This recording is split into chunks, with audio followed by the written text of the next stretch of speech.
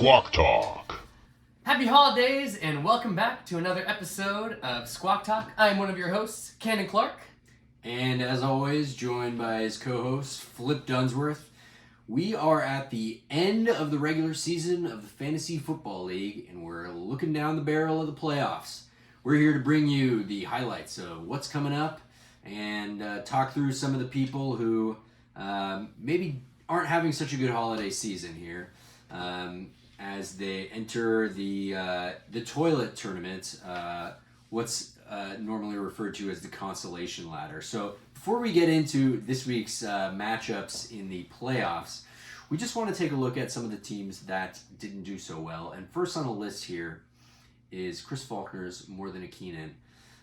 He had an interesting start to the season with an auto draft, as I understand it, but had some good players with Zeke and Justin Jefferson. The real problem here was that it seemed like he had a target on his back, and every single week his opponents were just bringing it to him, like right in the face. So it was really tough year for Mr. Faulkner.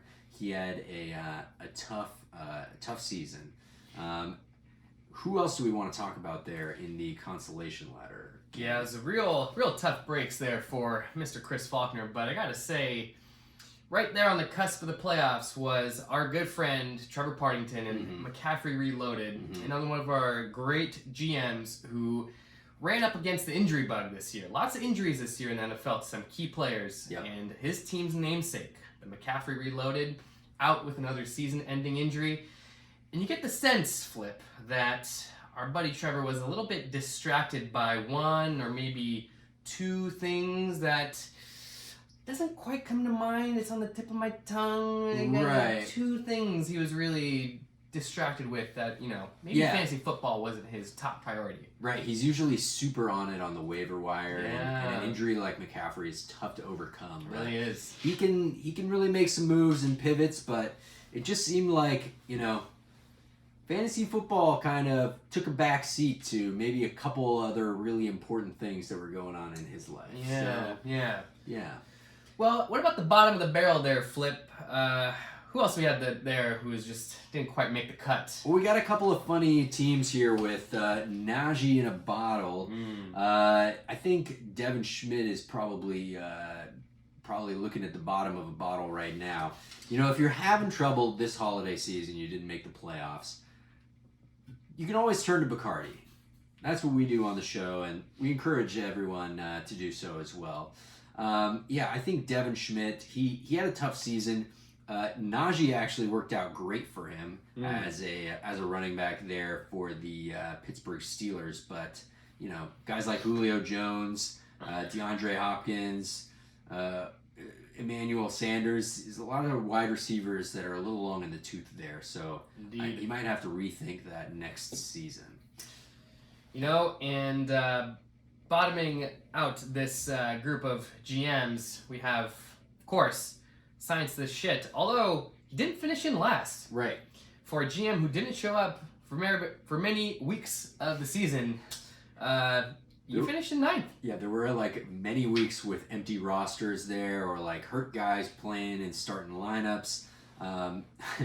Jeremy had Dalvin Cook, Joe Mixon, oh my goodness, and James Conner. So those are three top 10 running backs, and it was just something didn't quite click with setting his lineup there. And now his whole team basically is out for COVID because he has half the Cleveland Browns on his team. So he'll have a tough one in the consolation ladder. But I think maybe we can turn now to some of the matchups that are coming up here on the horizon. Yes, sir. We have two 7-7 teams taking on 9-5 teams, and I gotta say, at first glance, it really seems like the 7-7 teams are up against the wall right now. They don't have a lot of options, they don't have a deep bench, and they're going up against some pretty good teams. So the first matchup we'll take a look at is Andrew versus Connor. Andrew's the 7-7 number 5 seed going up against the number 4 seed in Connor. Turn off the Gus. And right off the bat of the season, the Gus bus, just the wheels fell off. the axles hit the ground and there was like sparks flying everywhere. But Connor held it together. Right now he had the help from a couple of young wide receivers in Jamar Chase and Michael Pittman Jr. kind of like keeping the I don't know, they were new wheels that sort of, maybe he had a pit stop. I don't know what the metaphor is exactly. I think that's a great one right there. Yeah, he had a good pit stop and pivoted from his Gus running out of gas. What do you think Andrew can do to kind of make it competitive here? You know, Andrew's got a couple of really solid players that I think he can really make a push for in this matchup. Mm-hmm. Austin Eckler is the one that I have my eye on. A great running back, lots of explosive point potential coming at you there. Yeah. And the other X factor, Flip, we were talking about this earlier, Tyreek Hill. Yeah. Another wide receiver who can really put on the points. Yep. When push comes to shove. So, you know, Andrew's got an uphill battle, but don't count him out by any means. Yeah, I totally agree with that. I think Connor would be the favorite here. He's got a good squad with those young wide receivers, and then Alvin Kamara is going to have himself a game. But if Austin Eckler is healthy and he plays well, or if Tyreek Hill just has one of his like boom shakalaka weeks, never know. Then never know. Then he could be in good shape. And moving on to the next matchup. Yes, sir. So here we've got Kevin Bush's Polar Solar going up against Hakan's King's Gambit. Mm-hmm. You know, a surprising team to have just made the playoffs given the massive injury to the King, Derrick Henry. Yeah. But another uphill battle here for this GM going up against a solid Polar Solar team with some big names in his lineup. We've got Leonard Fournette coming in at running back. We've got Devontae Adams and Mike Evans. Talk about a wide receiving duo that can really put on the hurt when it comes to fantasy football. This is going to be tough. It's going to be tough for Hakan here to try to make it out of this one alive. What are your thoughts there, Flip? Yeah, and Polar Solar, Kevin's team, has Travis Kelce on it. So I think, so Kevin's got Travis Kelce, but Hakan's got Patrick Mahomes. I think if Patrick Mahomes balls out to anybody, to specifically not Travis Kelce, then Hakan's got a good chance of coming through with it, which kind of goes back to Tyreek Hill. I mean, basically, if Tyreek Hill balls out this weekend, then these underdogs might have a chance. So I think that'll be an exciting game to watch there. The Kansas City versus Chargers matchup there. I'm looking up at Hakan's team. We got Antonio Gibson, Clyde Edwards-Helaire, and then Deonta Foreman as the running back.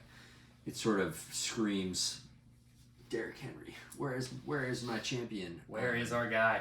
Yeah, right when you need him the most, he is unavailable.